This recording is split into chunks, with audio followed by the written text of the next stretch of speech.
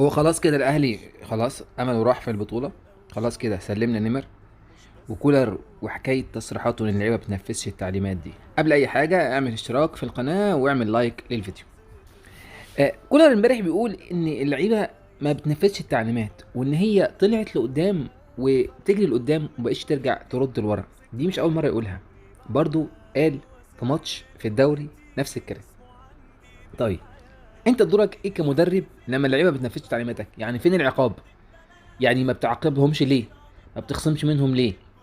طب اللي ما بيسمعش الكلام ده ما بتقعدوش جنبك على الدكه ليه؟ طب انت واقف على الخط بتعمل ايه؟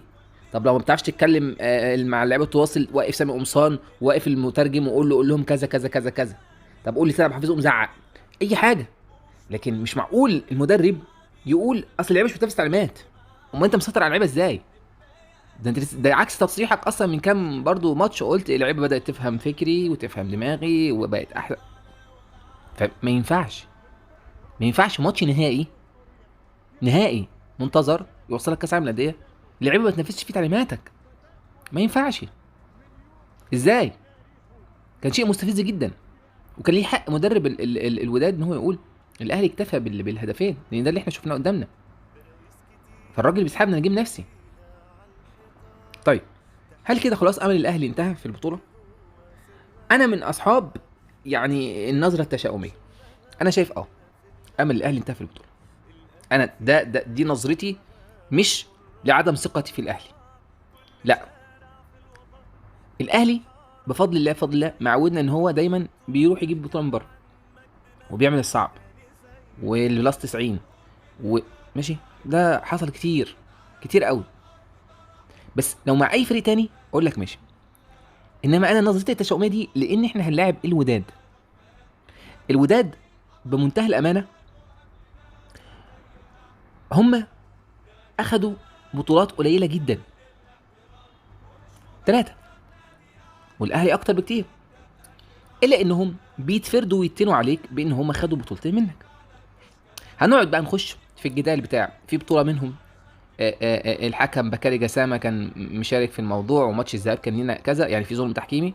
ما بيعترفوش بكده، ما بيعترفوش. بيقعدوا يقول لك انتوا شكايين، انتوا بكايين، انتوا دموع دايما دموع دايما دموع، مع ان هم اكتر ناس عملت دموع ساعه ما اتظلموا قدام الترجي لما الفار ما اشتغلش، وقعدوا يعيطوا ويصرخوا ويدبدبوا في رجليهم وناموا كمان على بطنهم وقعدوا يقولوا مش لاعبين مش لاعبين وهننسحب. وده حصل مع كامل احترامي ليهم، بس حصل. هم كمان بيشكوا وبيبكوا.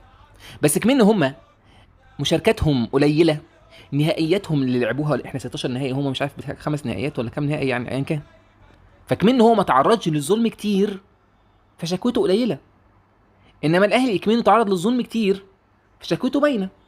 ده غير ان هم اصلا بيتكلموا على الموضوع الشكوى والبكاء ده اكتر على موضوع النهائي بتاع السنه اللي هي اللي فاتت. طب يعني احنا نعمل ايه يعني؟ يعني نعمل ايه يعني؟ مش فاهم انتوا. يعني رمتني بالتي، مش عايز اقول اللفظ يعني عندنا بالمصري بيتقال حاجه تانية، بس يعني انت بترميني باللي فيك. يا عم انت ما اشتركتش في المؤامره، خلاص انت ما اشتركتش في المؤامرة. انا بتكلم ان الاتحاد الافريقي مش فير ان هو يلعب ماتش نهائي واحد من مباراه واحده على ارض مش محايده. ما ينفعش. فكان دي شكوتي وده احتجاجي ومن حقي. ولو كانت معاكم اقسم بالله كنتوا تحتجوا زي ما حصل معاكم موضوع الفار فاحتجيتوا ورحتوا اقصى حاجه المحكمه الرضيه وانسحبتوا من ارض الملعب. فالمهم يعني ان اي حد غير الوداد كنت اقول لك ماشي، لكن الوداد فعلا في النهائيات ظروف متشابكه بتخليه يفوز. يعني عايز تقول ان هم جمهورهم شرس، فعلا جمهورهم شرس، جمهورهم اشرس من جمهورنا هنا اللي شفناه. يعني انا اهلاوي بحب جمهور الاهلي جدا، بس انا مش هكدب عيني.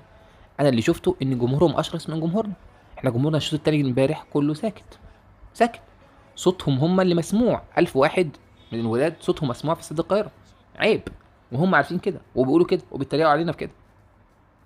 فاذا جمهورهم ملعبهم ضيق وصغير، بيصادف ان الحكم ما بيبقاش احسن اداء يأديه قصادنا.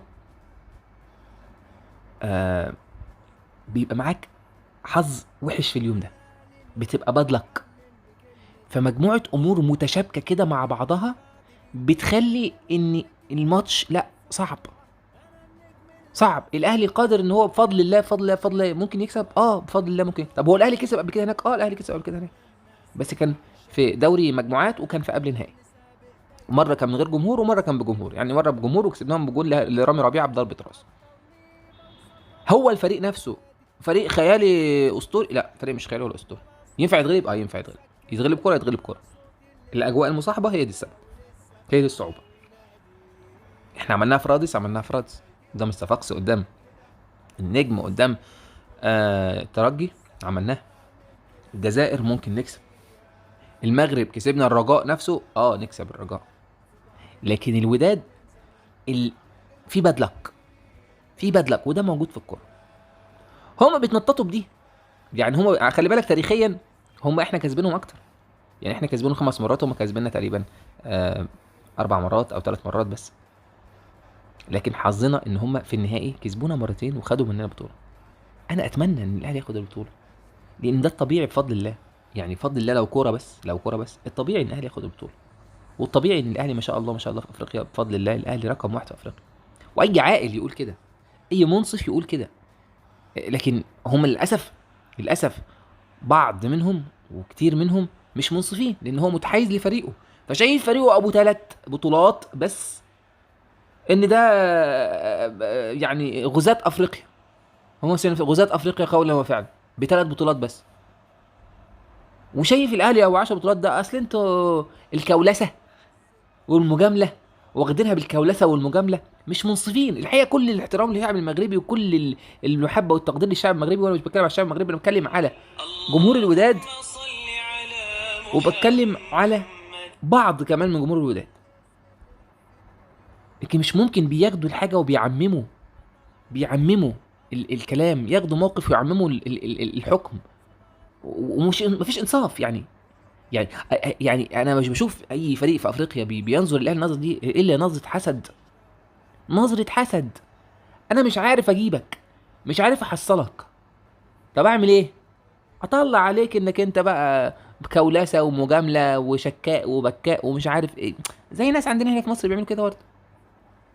فانت لما تلاقي اللي قدامك ده سابقك ومراحل، خلاص.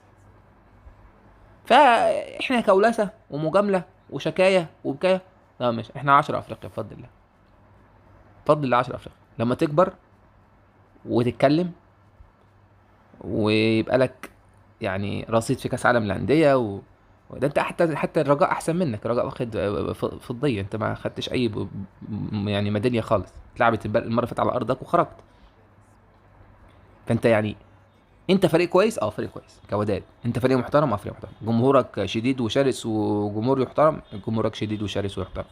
تاريخك بقى بطولاتك هم 3 بس، يعني دي ارقام ما بتكذبش. اديتك حقك في اللي فات، دي ارقام ما بتكذبش. انت 3 بطولات بس، احنا 10. هتقول لي مش مهم، واخد بطولتين على حسابك. هنخش بقى في حته ايه؟ مره بظلم تحكيمي، ومره بتلعب النهائي على ارضك. مش بتقتنع انت بكده، بتقول شكاوى بكده، خلاص ده ماشي. المهم في الاخر خالص الاتحاد الدولي عارف مين اكتر نادي في افريقيا واخد بطولات وراح كاس العالم للانديه. الاتحاد الافريقي عارف مين نادي القرن. احنا 10 وانتوا 3 بطولات. اتمنى ان شاء الله ان الاهلي ياخد البطوله، وان شاء الله الاهلي يكسب.